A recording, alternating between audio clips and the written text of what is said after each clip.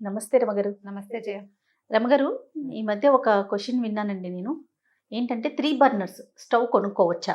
అసలు ఇంట్లో మనం వాడుకోవచ్చా అనేది. అంటే ఏమిటి అంత పెద్ద ప్రశ్న ఏముంది అందులో? అంటే మీకు కుదిరింది కొనుక్కున్నారు. 3 వాడకూడదు, 2 ఉండొచ్చు, లేకుంటే 4 ఉండొచ్చు బర్నర్స్ అనేది. అసలు ఎందుకు 3 ఉండకూడదు? ఉంటే సమస్య ఏంటి? అలా ఏమన్నా మనకి అంటే ఇంతకు ముందు ఏదైనా చెప్పడం జరిగిందా? మన శాస్త్రంలో ఏమన్నా ఉందా? అంటే శాస్త్రంలో వాస్తు శాస్త్రం కానీ మనలో పెద్దవాళ్ళ పద్ధతి ప్రకారం ఏం చెప్తారంటే ఓ ఇంట్లో 3 పొయ్యిలు ఉండకూడదు అని. ఈ 3 పొయ్యిలు అంటే పాతకాలపు పద్ధతి ఇది. పైగా ఈ శాస్త్రం ఏనాటిది? పురాతన కాలంలో ఇంట్లో పొయ్యి మంట పెట్టుకుని మట్టి 3 రాళ్ళు పెట్టి మట్టితో నున్నగా అలికి కర్రలు పెట్టి దోపి దాన్ని వెలిగించి దాని మీద గిన్నె పెట్టి వండుకునే రోజులు నాటిది.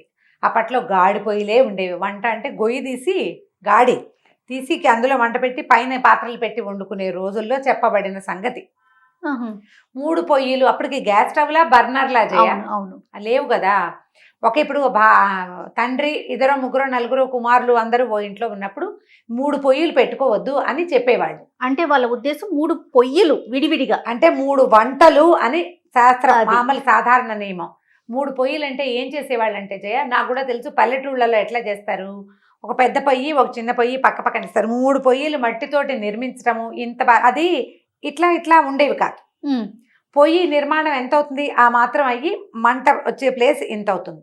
ఇప్పుడు ఈ మాత్రపు నిర్మాణాలు ఒకదాని పక్కన ఒకటి చేయాలంటే బాగా మన 2 చేతులు బారజాపినంత అవుతుందా? ప్లేస్ కావాలి. ఎక్కడ కూర్చుని ఈ 3 పొయ్యిల మంటని వీళ్ళు హ్యాండిల్ చేసి వంట చేయగలుగుతారు? చెయ్యలేరు. అది ఒకటి. తర్వాత ఒకే ఇంట్లో 3 వంటలు విడివిడిగా అంటే 3 కుమారులు 2 తండ్రి 3 వేర్వేరు వంటలు చేసుకోవద్దు, కలిసి వండుకోండి అని చెప్పుకోవడం కోసం చెప్పబడింది. పైగా ఇప్పుడు మన బర్నర్లు ఎట్లా వస్తాయి? ఓ ఇంత ట్రే, దాని మీద 1 2 3 ఎంత నుంచినా మన చేయి కదిలే దూరంలోనే ఉంటుంది. పాతకాలపు పొయ్యి నిర్మాణం వేరు, ఇప్పుడు పొయ్యిల నిర్మాణం వేరు. పైగా వీటన్నిటికీ ట్యూబ్ ఒకటే, సిలిండర్ ఒకటే. దీనికి వేరువేరు కట్టెలు పెట్టి వేరువేరు బొగ్గులు వేరువేరు కుంపట్ల వ్యవహారం ఏం లేదు కదా. కింద ఒకటి దేనికి కావాలంటే దాన్ని తిప్పుకుంటాం. 3 ఎట్ ఏ టైము అవసరమైతే వాడతావు, లేకపోతే 2 వాడతావు. అసలు ఈ ప్రశ్నే అనవసరము. 4 బర్నర్సు కనిపిస్తాయి. ఈ 4 బర్నర్సు ఇట్లా 4 ఉండేవి, వెనక 2 ముందుకు 2 ఉండే విధానం ఉంది. 4 ఇలా పొడుగ్గా ఉండేది ఉంది. మీ ఇంట్లో వంట ఎక్కువ, మీకు సమయం కుదరటం లేదు, ఇంకో పొయ్యి అదనంగా ఇంకొక బర్నర్ ఉంటే వీలుగా ఉంటుంది అనిపించింది, అందుకు కొనుక్కున్నాం. దాన్ని జాగ్రత్తగా వాడుకోవాలి.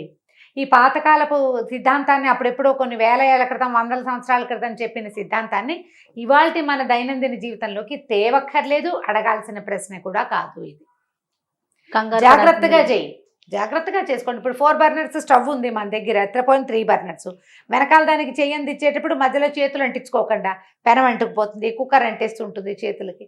జాగ్రత్తగా చేసుకోవాలి. కానీ ఇది వాస్తుశాస్త్ర రీత్యా కాదు, లోకరీతికి చెప్పబడినది అని నా ఉద్దేశం. ఓకే. వాస్తులో కూడా 3 పొయ్యిలు నిర్మించాలంటే పాతకాలపు పొయ్యి విధానం నేను చెప్పే కదా, ఇట్లా లైన్గా నిర్మించాలి. లేదా ఇటు 2 ఇటొకటి విడివిడిగా పెట్టుకుంటే హ్యాండిల్ చేయలేకపోతారు. నీకు ఇప్పుడు స్టవ్ మంట ఎక్కువైంది, టక్కన ఇట్లా తిప్పితే తిరిగిపోతుంది. అదే నువ్వు కట్టెలు పెట్టిన పొయ్యి అనుకుందాం, దీన్ని తీయటం కానీ దాన్ని పెంచటం కానీ తగ్గించడం కానీ కష్టం. పైగా 3 పొయ్యిలు ఒకే చోట పెట్టి 3టిని విసిరితే వచ్చే పొగని వీళ్ళు తట్టుకోవద్దు. ఎంత కష్టం. అది ఒక రీజన్ అయి ఉంటుంది. అదొక రీజన్. దానికి తోడు రమ్మగారు, ఇది వరకు అందరూ కలిసి ఉండేవాళ్ళు. సో విడివిడిగా ఉండకూడదు, గొడవలు పడి ఎవరి వంట వాళ్ళు చేసుకోకూడదు, అంతా కలిసిమెలిసి ఉండాలని చెప్పబడింది కదండి. అందుకు చెప్పబడింది. ఆ 3 పొయ్యిలు ఉండకూడదు అనే మాటని ఇలా చెప్పేస్తే, ఇప్పుడు పొయ్యిలు అని ఎలా అంటాం? 3 బర్నర్లు. ఇవి 3 బర్నర్స్, 3 బర్నర్స్ స్టవ్ వేరు. 3 పొయ్యి అనగానే బర్నర్ కాదు పొయ్యి అంటే. అది నీకు ఒక స్టవ్ అంత నిర్మాణమే ఉంటుంది దానికి. పైగా ఇది వరకటి రోజుల్లో జ్ఞాపకం చేసుకోండి, ఒక 50 ఏళ్ల క్రితం లేదా 30 ఏళ్ల క్రితం వంట ఇంట్లో ఓ పొయ్యి, చిన్న పెద్ద పొయ్యి చిన్న పొయ్యి ఉంటే, అది కాకుండా కుంపటి ఉండేది అదనంగా.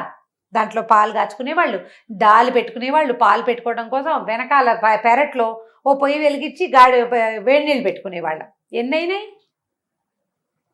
మన అమ్మమ్మ గారింట్లోనే మీరు జ్ఞాపకం చేసుకోండి. ఈ ప్రశ్న ఎవరెవరి మనసుల్లో ఉందో అందరూ, ప్రతి వాళ్ళకి పెరట్లో వెనకాల దొడ్లో ఖచ్చితంగా ఒక నీళ్ళ పొయ్యి, అక్కడి నుంచి యువతలకు వస్తే నడవాలో ఒక కుంపటి, పాలకి కానీ చారుకో పప్పుకో పడేసుకోవడం కోసం, లేదా అప్పడాలు కూడా కాల్చుకునేవాళ్ళం, చిలకడ దుంపలు కాల్చుకునేవాళ్ళం కుంపట్లో. ఇవి కాకుండా ఓ పెద్ద పొయ్యి ఓ చిన్న పొయ్యి 4 అవల.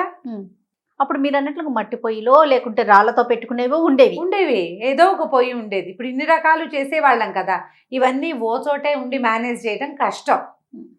అందుకు చెప్పబడిన మాట. దాన్ని మనం ఇప్పుడు ఈ కనపడిన 3 బర్నర్ల మీదకి మనం 3 బర్నర్లు కొనుక్కున్నాం. మన ఇంటికి ఎవరో ఫ్రెండ్స్ వస్తారు, ఏమండి 3 పొయ్యిలు ఉండకూడదు అంటారు కదండి, ఇదేంటండి ఇలా పెట్టుకున్నారు, మీరు ఇలా కొనుక్కున్నారు అంటే మనకు గుండె పాదాల్లోకి జారిపోతుంది. అమ్మో ఏదో కంపెనీపోతుంది, ఏదో అయిపోతుంది. ఏమీ అయిపోదమ్మా. ఇది ఒక పాతకాలపు మాట. ఈ రోజుల్లో దాన్ని అప్లై చేయొద్దు.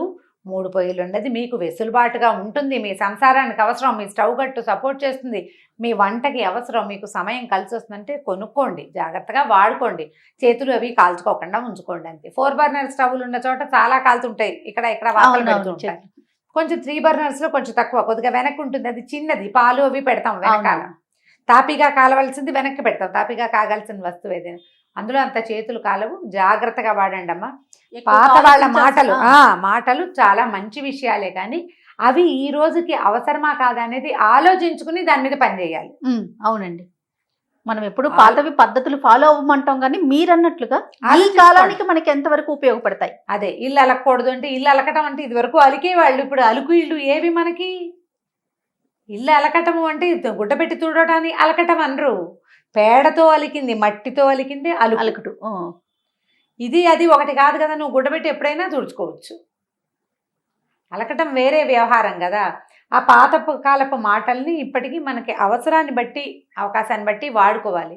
ఆ ఉపయోగపడని అప్పటి పరిస్థితుల్ని బట్టి చెప్పిన మాటల్ని ఇప్పుడు ఆలోచించుకోవద్దు. దాని మీద టెన్షన్ ఫీల్ అవ్వకండి. ఎవరైనా ఫ్రెండ్స్ 3 బర్నర్లు కొనుక్కుంటే అయ్యో కొనుక్కోకూడదు లాంటి సలహాలు చెప్పబోకండి. వాళ్ళు వీళ్ళ ప్రకారం వాళ్ళు కొనుక్కున్నారు, అంతే సంగతులు.